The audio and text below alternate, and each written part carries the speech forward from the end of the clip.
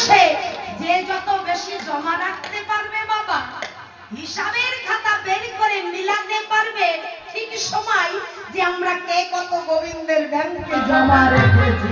জয় রাধে রাধে রাধে।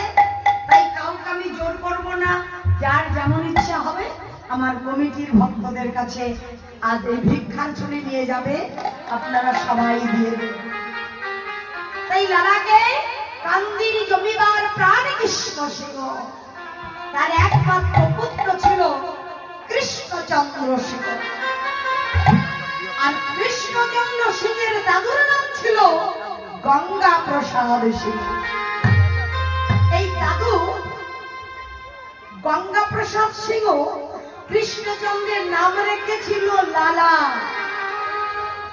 অধিকাংশ আগেকার দিনে ঠাকুমা দাদুরা নাম রাখতো, তাই না?